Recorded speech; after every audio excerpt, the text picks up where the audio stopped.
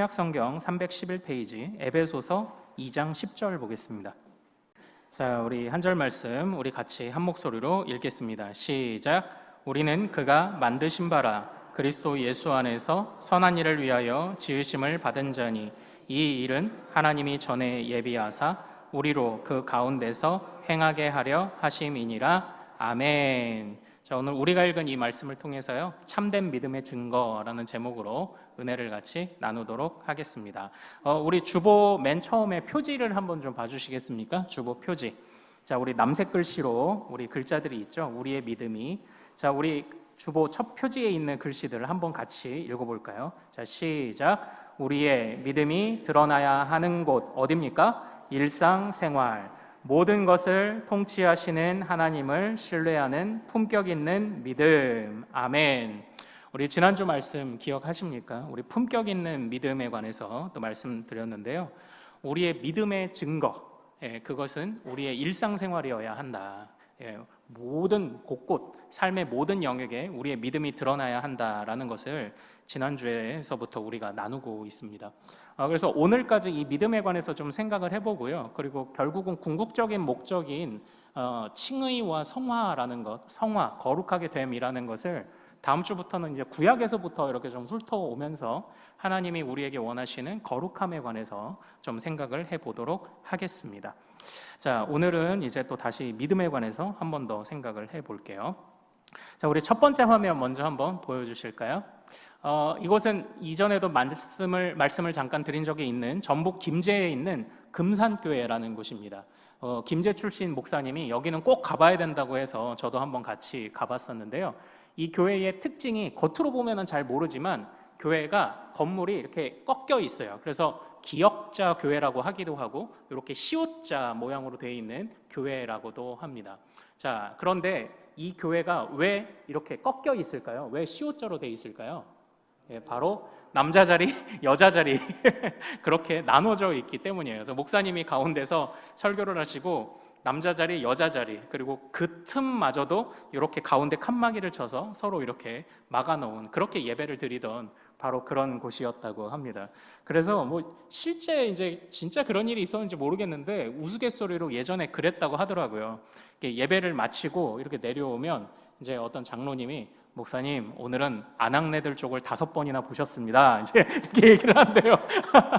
근데 실제로 그랬는지 모르겠지만 어쨌든 이게 다 우리 옛날에 뭐 때문입니까? 남녀 7세? 부동석 때문이죠. 남녀 7세 부동석, 이제 그것 때문에 이 교회가 이렇게 시옷자로, 이렇게 기역자로 꺾인 교회가 이제 된 거예요. 그런데 이제 이 교회가 특별한 게 이것 때문만은 아니에요. 다음 화면 한번 좀 볼까요? 이곳에 목회하시던 이제 목사님이 바로 이자익 목사님이고요. 그리고 섬기시던 장로님이 조덕삼 장로님, 이렇게 이 두 분이 이곳에서 정말 믿음의 좋은 본을 보이며 이제 활약하셨습니다. 자, 그런데 양복을 입고 계신 우리 이자익 목사님이요, 우리 조덕삼 장로님의 머슴이었어요. 이분이 머슴이었습니다. 이곳에 이제 남아있는 기록을 보면요. 네, 이제 화면 내려주셔도 됩니다. 이 김제 지역, 이제 거대한 평야를 가지고 대지주로서 살던, 말하자면 양반이죠. 양반, 우리 조덕삼 씨가 어느 날 찾아온 선교사를 통해서 당신은 왜 이 먼 곳까지 왔소? 그랬더니 하나님의 사랑을 전하기 위해서요. 그 말에 감동을 받아서 자신의 가정 사랑채를 교회 예배 장소로 내어드리게 됩니다. 그래서 그때부터 이제 금산교회가 이제 시작이 됐는데요. 이제 주인이 기독교인이 됐으니까 함께 일하는 머슴들을 같이 예배 장소로 데려와서 이제 같이 신앙생활을 한 것이었죠. 그 중에 한 명이 바로 이 주인보다 한 10살 어린 바로 이 이자익이라는 한 청년이었습니다. 그런데 이 조덕삼이라는 이분이 참 이 머슴을 보고 참 똘똘하더래요. 그래서 이제 같이 자기 자녀하고 같이 공부할 수 있도록 공부도 시켜주고 이랬답니다. 근데 뭐 이 정도 이야기는 뭐 그래도 얼마든지 찾아볼 수 있는 일이잖아요. 근데 이제 문제는 교회가 세워지고 1907년에 장로 투표를 할 때 이제 일어난 사건이 정말 우리의 그 마음을 울리는 사건이 일어났어요. 문제가 뭐였냐면 그때 이 양반 주인은 장로에서 떨어졌는데 이 머슴이 장로에 당선이 된 거예요. 그러니까 이런 상황 속에서 많은 양반들이 아니 어떻게 아무리 그래도 그렇지 주인보다 앞서서 장로로 임직할 수 있냐며 많은 양반들이 반대를 했다고 합니다. 그런데 그때에 바로 이 양반이었던 우리 조덕삼 집사님이 이렇게 말씀하셨습니다. 여러분, 이 결정은 하나님이 내리신 결정입니다. 나는 교회의 결정에 순응하고 이자익 장로를 받들어 교회를 섬기겠습니다. 이렇게 말씀을 하셨던 거예요. 그리고 나서 나중에는 이제 이 머슴 출신 이 이자익 장로님이 똘똘했다고 그랬잖아요. 그래서 이분을 나중에 권유해서 평양신학교로 유학을 보내요. 그리고 이제 목사 안수를 받고 금산교회의 담임 목사님으로 청빙합니다. 그래서 다시 만나서 이 두 분이 머슴 출신, 주인 출신 그런 거 다 없고 이제는 목사와 장로가 돼서 정말 교회를 멋지게 이끌어 갔다는, 멋있게 동역했다는 바로 그런 그 기록이 참으로 남아 있습니다. 그러니까 이것을 보면 정말 믿음과 일치된 삶이 어떤 것인가를 좀 보게 되죠. 믿음과 일치된 삶. 근데 제가 지난주에 무엇라 말씀드렸습니까? 믿음 따로, 삶 따로 이렇게 나누는 구도 자체를 사실 저는 좀 우려한다라고 이렇게 말씀을 드렸죠. 믿음에는 당연히 삶이 따라오는 겁니다. 이분들은 믿음과 일치된 삶을 보여줬다? 아니요. 그냥 참된 믿음이 뭔지를 보여준 분들이다. 제가 이렇게 평가를 하고 싶습니다. 우리가 동전을 가질 때, 야, 너 이거 동전 하나 가져. 그랬을 때 동전은 앞면과 뒷면이 있잖아요. 그런데 형님, 저는 앞면만 가질 테니 형님은 뒷면을 가지십시오. 이게 말이 되나요? 안 되죠. 동전을 갖는다라고 말하는 것은 앞면과 뒷면을 다 가진다는 걸 의미하는 거 아닙니까? 마찬가지로 우리가 하나님을 믿는다라고 말할 때는요, 믿음의 모든 요소를 다 받아들이겠다는 고백이 그 안에 들어 있어야 하고 들어 있어야 정상입니다. 그러므로 내가 믿음이 있는데 삶이 없다, 이건 지난주에 뭐라고 얘기했습니까? 제가 좀 강하게 표현했는지도 모르겠습니다만 이것은 믿음의 약하고 강하고의 문제가 아니다. 참된 믿음이냐 가짜 믿음이냐 거짓 믿음이냐의 문제이다. 진짜 참된 믿음이 있다면 그에 합당한 삶은 마땅히 따라 나와야 된다. 바로 이런 말씀을 제가 드렸습니다. 성경은 우리가 주님을 믿는다라고 하는 것을, 우리 예수 그리스도를 신랑으로 맞아들인다는 것을 의미한다고 말씀을 또 성경이 하고 있습니다. 그런데 무엇입니까? 나는 신랑을 사랑해서 결혼할 건데 같이 살진 않을 거야. 나는 신랑과 결혼하기를 원하는데 신랑을 믿지는 않아. 이런 말이 애초부터 성립할 수 없죠. 결혼이라고 하면은 서로가 함께 친척 본토 아비집을 떠나서 이제 서로가 서로를 의지하며 함께 살고 마땅히 사랑하고, 그것을 이 결혼이라는 이름 안에 다 담아두고 있는 것 아닙니까?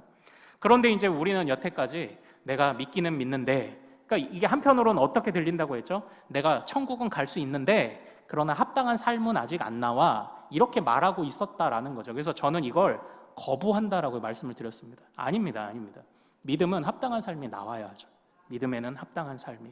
그래서 제가 지난주에 살펴봤던 우리 그 본문들 말씀을 보면서 우리 살펴봤던 게 무엇입니까? 로마서 말씀에서 바로 믿음에는 이 세상에 어디서든지 완연한 주님을 바라보며 그 주님과 함께 동행함이 있고, 믿음에는 굉장히 액션이 있는, 그리고 역동적인 의미가 담겨 있고, 또 복음이라는 것이 무엇이라고 말씀드렸나요?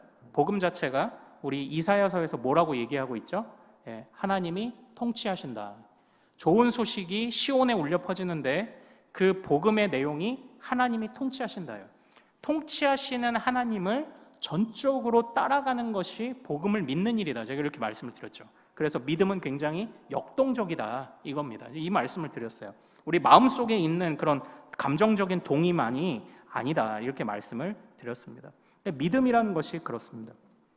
오늘 우리가 읽은 이 본문은요, 우리가 잘 아는 본문 말씀이죠. 그런데 이 본문 말씀에서 제가 예전에는 그 에베소서 2장 그 초반에 있는 부분들을 많이 말씀을 드리고 살펴봤다면, 이제는 오늘은 이 10절만을 가지고 좀 말씀을 좀 나누기를 원해요.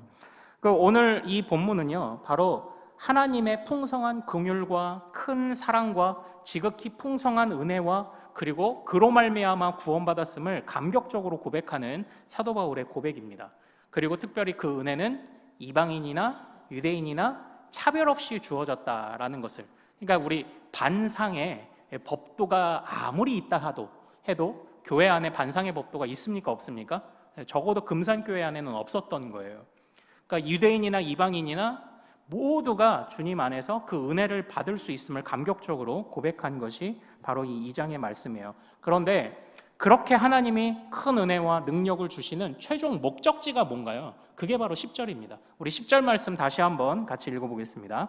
자, 시작. 우리는 그가 만드신 바라 그리스도 예수 안에서 선한 일을 위하여 지으심을 받은 자니 이 일은 하나님이 전에 예비하사 우리로 그 가운데서 행하게 하려 하심이니라. 아멘. 자, 이 10절도 굉장히 이제 할 수 있는 이야기가 많은데 우리 중간 부분만 한번 좀 봅시다. 오늘 이렇게 하나님이 은혜와 능력을 한없이 베푸시는 이유가 무엇이라고 합니까? 선한 일을 위하여예요. 선한 일을 위하여.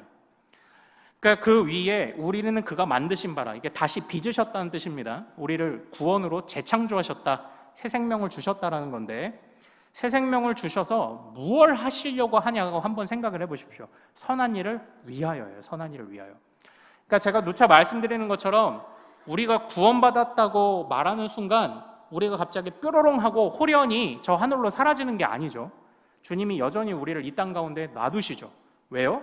선한 일을 하도록 하시기 위함입니다. 그런데 그 선한 일이 어디를 향해 있냐면 7절 말씀으로 한번 가보죠. 그 선한 일을 다시 한번 이렇게 규정하고 있습니다. 자, 우리 7절 말씀 같이 읽습니다. 시작. 이는 그리스도 예수 안에서 우리에게 자비하심으로써 그 은혜의 지극히 풍성함을 오는 여러 세대에 나타내려 하심이라. 아멘. 이거예요. 하나님의 그 은혜의 풍성함을 우리의 선한 일을 통하여, 새로 빚어진 우리의 선한 일을 통하여 하나님의 풍성함을 누구에게 나타낸다고 합니까? 오는 여러 세대. 이거예요. 오는 여러 세대. 그러니까 주님이 우리를 그 능력과 은혜로 구원하셔서 우리로 하나님의 백성 삼아주신 목적이 무엇입니까? 선한 일을 위해서예요. 근데 그 선한 일이 무엇입니까? 대대로 오는 세대에 이 하나님의 영광을 드러내기 위한 도구로 쓰임받도록 하시려는 것이 바로 우리를 구원하신 목적이다라고 이렇게 이야기를 하고 있는 겁니다. 하나님의 은혜의 풍성함을 오는 여러 세대에 나타내어라. 그러므로 사랑하는 여러분, 오늘날 믿음을 가진 우리에게 주시는 주님의 거룩한 책임이 무엇입니까? 바로 여러 세대에 하나님의 은혜를 나타내는 것. 이것이 바로 오늘 우리에게 주신 거룩한 책임이라는 사실을 절대 잊지 않으시기를 소망합니다. 요즘 이제 저도 뭐 여기저기서 뭐 온라인이든 아니면 직접 참가해서든 이런저런 목회든 아니면은 우리 교역자들 세미나를 많이 참석을 하고 있어요. 많이 보고도 있습니다. 근데 요즘 들어서 한국 교회의 중요 이슈가 무엇인지 아십니까? 왜 젊은 세대가 자꾸 교회를 떠나느냐예요. 왜 젊은 세대가 자꾸 교회를 떠나느냐? 왜 3040이 교회를 떠나느냐? 우리 아이들의 세대가 자꾸 교회를 떠나느냐? 바로 이런 것이 요즘 한국 교회의 중요 이슈인 것 같아요. 아마 이제 인구 감소 문제와 맞물려서 계속 나오는 얘기일 겁니다. 그런데요, 그래서 어떤 교회 사례들을 나와서 막 발표합니다. 그래서 뭐 편의시설을 만들어라, 뭐 유모차 주차장도 만든다면서요. 그래 아이들 싱싱카 두는 이제 킥보드 주차장도 만들어주고, 뭐 세련되게 해라, 놀이방도 만들어라, 뭐 이런 뭐 갖가지 아이디어들이 막 나오는데, 뭐 할 수 있으면 좋죠. 할 수 있으면 좋은데, 그런데 저는 그런 수많은 이야기들보다 근본적으로 우리 교계의 한 원로 목사님이 하신 말씀이 더 기억에 남더라고요. 그분이 이런 말씀을 하셨습니다. 바로 어떤 얘기를 하셨냐면, 하나님이 세우신 교회는, 이 땅의 모든 교회는 보편교회입니다. 이렇게 말씀하신 거예요. 이제 여러분들 보편교회라는 말을 이렇게 들어는 보셨죠. 보편교회가 뭘까요? 참고로 이제 제가 여태까지 하는 설교의 내용들을 보면은 제가 이제 천주교를 말할 때, 천주교는 뭐라고 말하죠? 천주교의 또 다른 이름, 가톨릭 교회 이렇게 얘기를 하죠. 그런데 제가 언제 가톨릭 교회라고 얘기하던가요? 저 그렇게 얘기 절대 안 합니다. 천주교는 로마 가톨릭이라고 제가 이렇게 표현을 해요. 왜냐? 원래 이 가톨릭이라는 이름이요, 천주교를 의미하는 게 아니에요. 가톨릭이라는 이름 뜻이 바로 보편교회를 말하는 겁니다. 쉽게 말하면 어느 누구나 차별 없이 들어올 수 있는 하나님이 세우신 교회, 이걸 보편교회라고 말하는 거예요. 어느 누구에게나 열려있는 교회를 말하는 겁니다. 그런데 천주교는 그것을 왜곡시켜서 로마 스타일의 가톨릭 교회를 만들어냈다 그래서 천주교는 로만 가톨릭이라고 표현해야 정확해요. 그러니까 제가 예전에 여러분, 우리가 바로 가톨릭 교회입니다. 이렇게 얘기했더니 어떤 분이 우리가 왜 천주교야? 이렇게 얘기하시는데 원래 우리가 가톨릭 교회 맞아요. 이 가톨릭이라는 용어가 우리한테 쓰는 교회예요. 우리 종교개혁가의 후예들인 우리한테 쓰는 교회입니다. 천주교는 무슨 가톨릭이다? 로마 가톨릭이다. 이렇게 정확하게 표현을 해야죠. 바로 그때 이 목사님이 그렇게 말씀하신 겁니다. 사랑하는 여러분, 우리가 종교개혁가의 후예들인 우리는 바로 하나님이 세우신 보편교회, 곧 가톨릭 교회입니다. 누구나 들어올 수 있고 빈부귀천이 없으며 질서 있고 단정하며 신사적입니다.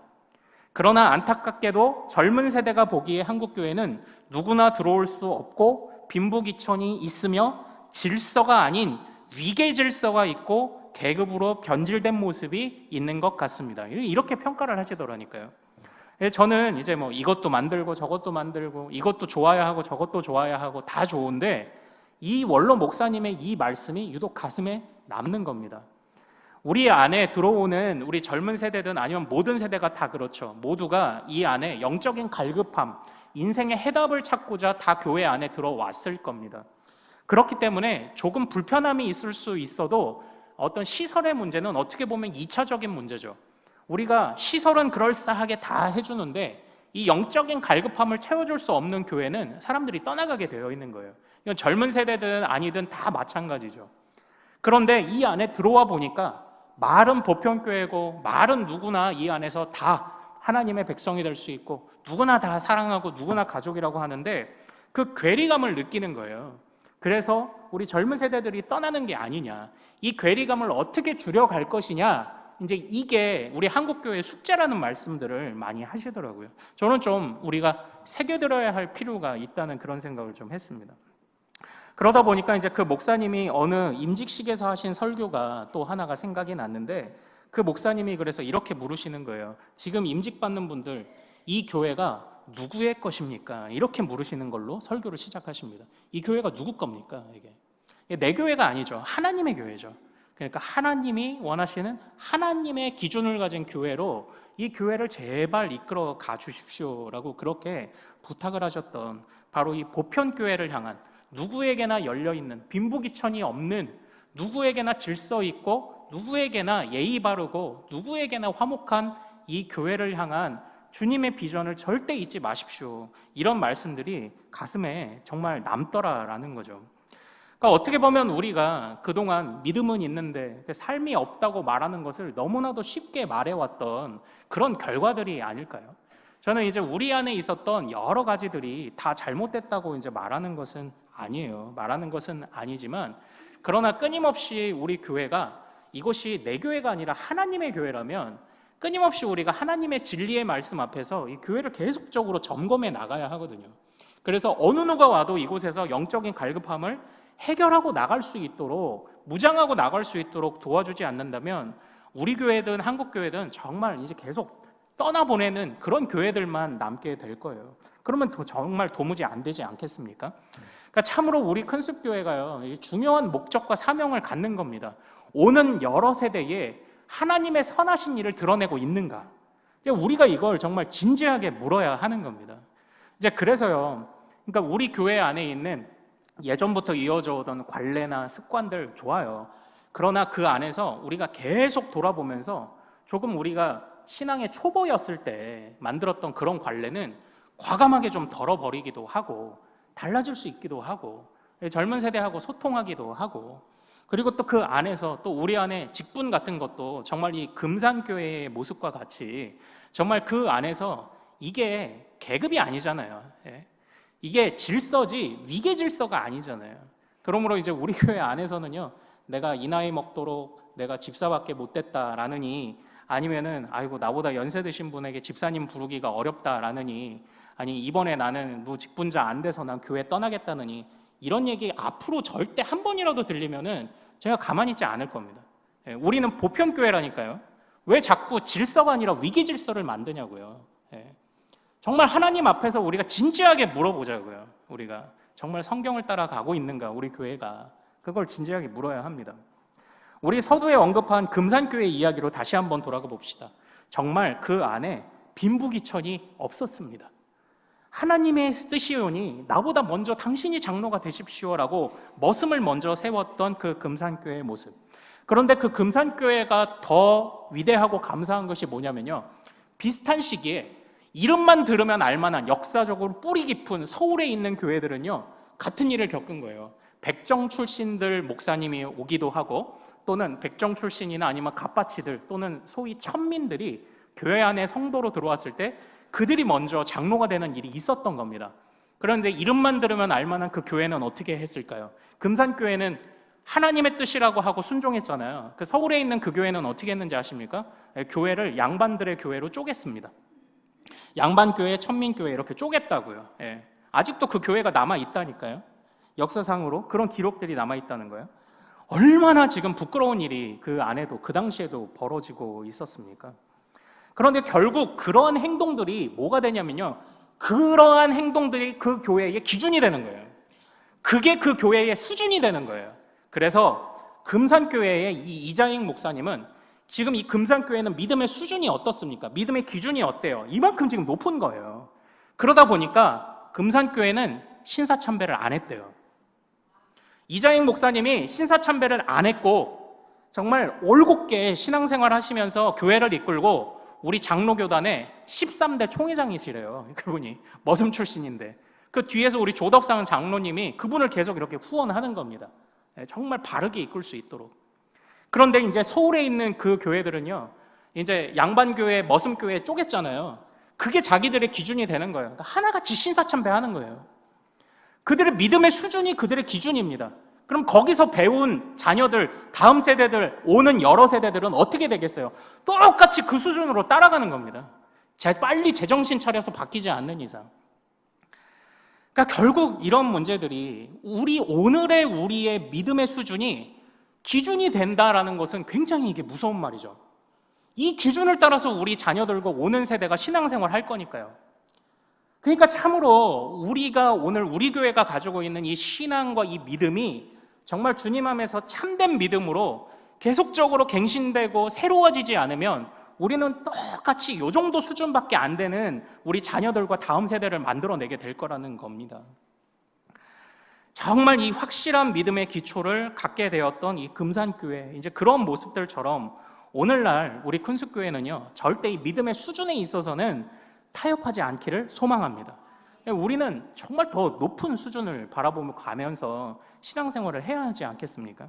그래서 이제 이곳에서 우리 아이들을 가르치고 오는 여러 세대에 정말 선한 것이 무엇인지, 하나님이 자기 아들을 들여서 우리에게 베푸신 그 은혜의 사랑의 결과가 이것밖에 안 되는 게 아니라 얼마나 귀한 열매들로 나타났는지를 보여주며 그것을 신앙의 기준으로 삼고 전달하고 전수하는, 믿음의 유산을 전수하는 우리 큰숙교회가 되기를 소망합니다. 그것을 위해서 우리 모두가 지금 다 믿음이 좀 갱신되어야 한다라는 거죠. 오는 여러 세대에 하나님의 은혜를 정말 잘 전해야 합니다. 그 선하심을 잘 드러내야 합니다. 그래서 오늘 말씀을 생각하다가요, 저는 이제 디모데후서 2장에 있는 말씀이 좀 생각이 나더라고요. 우리 화면으로 한번 같이 말씀 읽어볼까요? 시작. 큰 집에는 금 그릇과 그릇뿐 아니라 나무 그릇과 질 그릇도 있어 귀하게 쓰는 것도 있고 천하게 쓰는 것도 있나니, 그러므로 누구든지 이런 것에서 자기를 깨끗하게 하면 귀히 쓰는 그릇이 되어 거룩하고 주인의 쓰심에 합당하며 모든 선한 일에 준비함이 되리라. 아멘. 제가 이 말씀이 왜 생각나냐면, 우리는 때때로 이 말씀을 보면 그래, 나는 주님의 귀한 그릇이 돼야지. 근데 한번 잘 읽어보십시오. 이 본문을 한번 띄워주세요. 계속. 이 본문을 잘 보면 성경 문맥 안에서 답을 찾게 되어 있어요. 그런데 이 이야기가 다 금그릇대라고 하는 이야기인가요? 아니죠. 그냥 금그릇도 있고 은그릇도 있고 질그릇도 있고 귀한 손님 오면 내놓는 그릇도 있고 항상 쓰는 투가리 같은 거 뚝배기도 있다. 지금 그 이야기입니다. 이 그릇이 그냥 있다예요. 그런데 핵심이 뭔가요? 21절에 보면 누가 깨끗한 그릇인가, 이걸 묻고 있는 거잖아요. 그러니까 금그릇이라도 더러우면 써요, 안 써요? 안 쓰죠. 어떻게 하면 씁니까? 깨끗해야 쓰죠. 그러니까 우리가 질그릇 같을지라도 어떻게 해야 된다는 겁니까? 너는 깨끗하냐. 그러니까 우리 교회 안에서도 내가 금그릇이니 만에 뭐 이게 꼭 직분이든 아니든 이런 걸로 가지고 정말 우리가 싸우지 말라는 이야기입니다. 금그릇일 수도 있고요, 은그릇일 수도 있어요. 하나님이 언제 사용하실지 우리는 모릅니다. 근데 핵심은 우리가 깨끗하냐예요. 내가 금그릇이냐 은그릇이냐가 중요한 게 아니라 너 깨끗하냐, 지금 이걸 묻는 것 아닙니까? 오늘 우리의 믿음도 이렇게 되기를 원합니다. 우리가 지금 고민하고 자랑해야 될 게요, 금그릇이냐 은그릇이냐의 싸움이 아닙니다. 깨끗한가? 나는 주님 앞에 깨끗한가?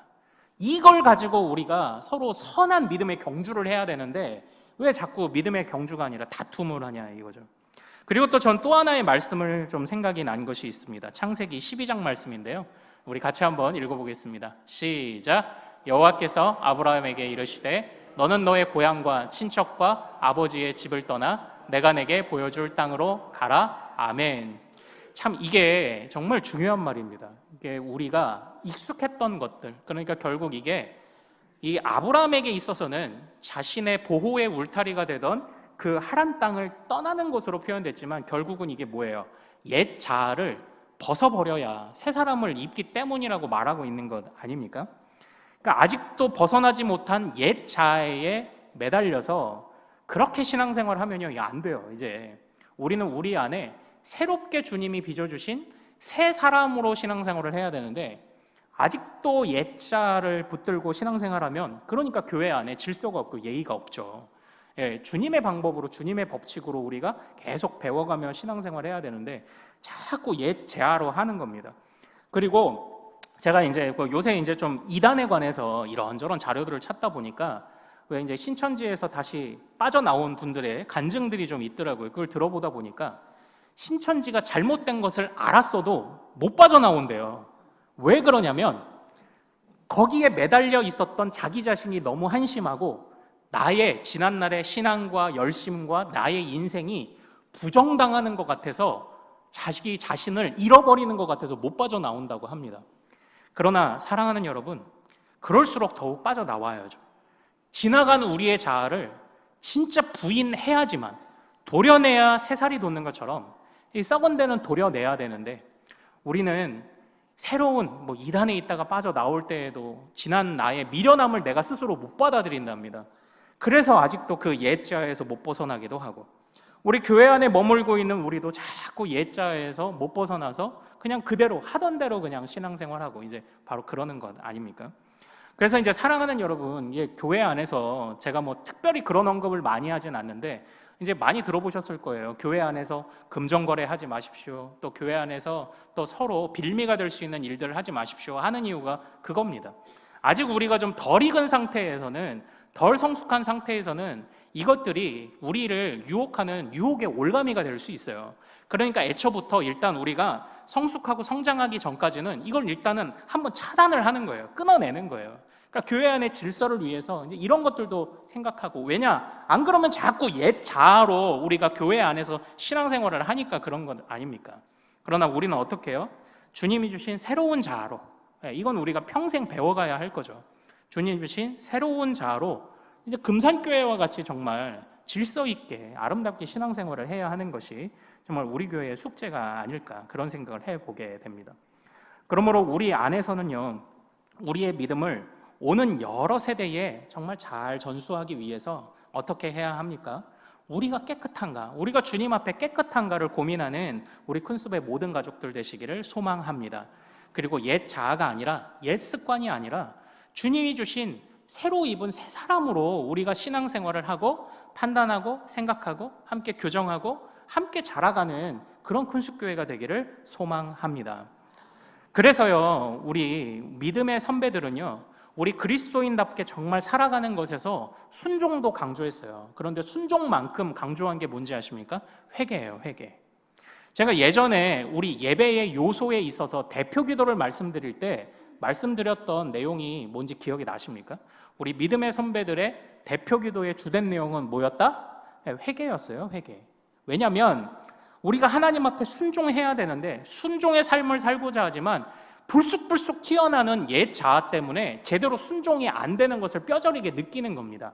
그래서 자연스럽게 순종과 선한 삶을 살고자 하는 사람들은 회개로 연결될 수밖에 없어요.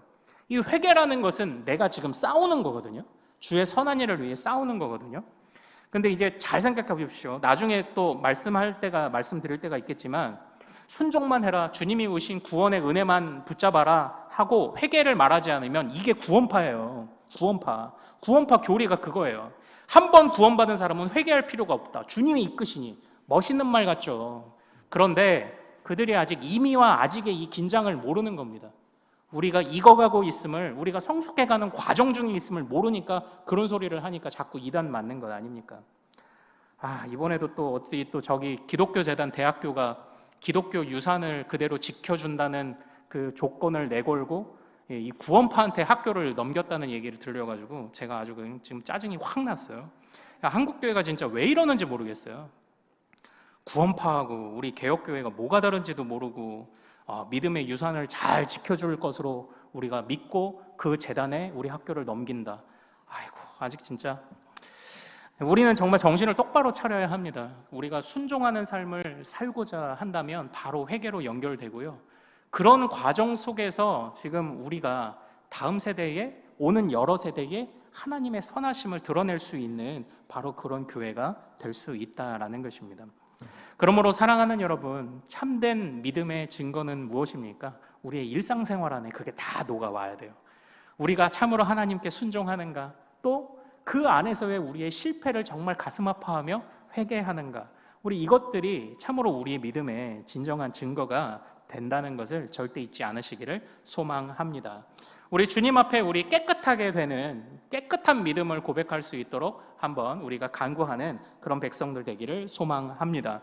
그리고 옛자가 아니라 무엇? 바로 주님이 새로 빚으신 새로운 사람으로 우리가 신앙생활하며 정말 오는 여러 세대에 하나님의 은혜를 선포할 수 있는 경북에, 전북에는 금산교회가 있다면 우리 경북에는 어느 교회가 있다? 큰숲교회가 있다. 정말 이것이 우리의 그냥 꿈, 정말 실현되는 꿈이 되기를 소망합니다. 여러분들 한 사람 한 사람들이 다 우리 조덕삼 장로님들처럼, 우리 이자익 목사님처럼 바로 그러한 믿음의 사람으로 서기를 소망합니다. 그러면 우리 여러 세대에서 하나님을 더욱 높임이 있을 줄로 믿습니다. 자, 사랑하는 여러분, 오늘 우리 찬양하며 좀 말씀 붙잡고 기도를 할까요? 자, 오늘 믿음이 없이는 이런 찬양을 좀 같이 나누고 싶은데요. 제가 가사를 좀 읽어드리겠습니다. 주님, 제 마음이 너무 둔해서 주님을 볼 수 없습니다. 이 땅에 속하여 이 땅만 보다가 주님 손을 놓쳤습니다. 믿음이 없이는 기쁘시게 못하나니 고된 수고도 다 헛될 뿐이라. 믿음이 없어서 무너진 삶의 모든 자리에 다시 주님을 기다립니다. 주를 찾는 자 반드시 만나리. 우리가 선한 믿음을 주님 앞에 갈망하며 이 찬양으로 고백하며 나아갑시다. 주님, 제 마음이, 주님, 제 마음이 너무 둔해서 주님을 볼 수 없습니다. 이 땅에 속하여 이 땅만 보다가 주님 손을 놓쳤습니다. 나는 나그네로 왔는데 왜 주저앉게 되었나. 나는 청지기인데 언제부터 내 삶의 주인이 되어버렸나.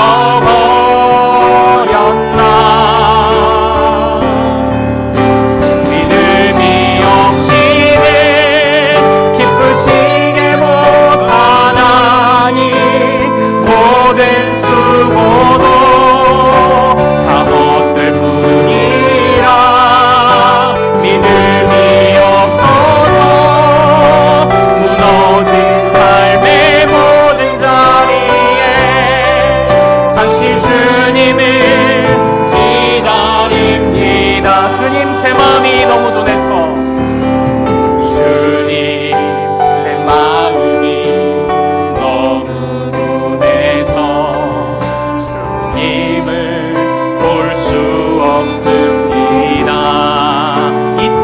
속하여 이 땅에 속하여 이 땅만 보다가 주님 손을 놓쳤습니다. 나는 나그네로 왔는데 나는 나그네로 왔는데 왜 주저앉게 되었나. 나는 정직인데 언제부터 내 삶의 주인이 되어버렸나. 믿음이 없이는 기쁘시게 못하나니 주를 찾는 자 반드시 만나리. 믿음이 없어서 무너진 삶의 모든 자리에 다시 주님을 기다리. 믿음이 없이는 기쁘시게 못하나니 믿음이 없이는 기쁘시게 못하나니 모든 수고도 다 못될 뿐이라. 믿음이 없어서 무너진 삶의 모든 자리에 다시 주님을 기다. 믿음이 없이는 기쁘시게 못하나니 믿음이 없이는 기쁘시게 못하. 주를 찾는 자 반드시 만나리. 믿음이 없어서 무너진 삶의 모든 자리에 다시 주님을 기다립니다. 사랑하는 우리 큰수의 모든 가정 여러분들, 저와 여러분들 우리 모두가 정말 오는 여러 세대의 믿음의 귀감이 될 수 있도록 우리 자녀들에게 부끄럽지 않은 믿음을 물려줄 수 있도록 이 시간 다시 한번 말씀을 붙잡고 기도하기를 원합니다. 하나님, 우리가 이 땅에서 살지만 이 땅에 속하지 않게 하옵소서. 이 땅에서 살지만 주를 바라보게 하시고 이 땅만 바라보지 않게 하옵소서. 나의 미련한 옛 자아를 모두 벗어버리게 하옵소서. 주님 앞에서 무엇인지 미련하고 잘못된 것을 깨달으면 그 즉시 돌이킬 수 있는 믿음의 결단이 있도록 도와주시옵소서. 아버지 하나님, 우리를 불쌍히 여겨주셔서 아버지 깨끗이 못한 우리가 거룩함으로 깨끗하게 준비된 그릇이 될 수 있도록 도와주시옵소서. 금산교회의 아름다운 모습이 우리 큰숲교회 안에 일어나게 하시고, 아버지 하나님, 우리 큰숲교회 안에 질서가 있고 정말 아름답게 신사적으로 예의 바르게 신앙생활하는 우리 큰숲교회 될 수 있도록 도와주옵소서. 우리 기도 제목으로 주님 앞에 참믿음 주시기를 구하며 주여 한번 부르고 같이 기도하겠습니다. 주여!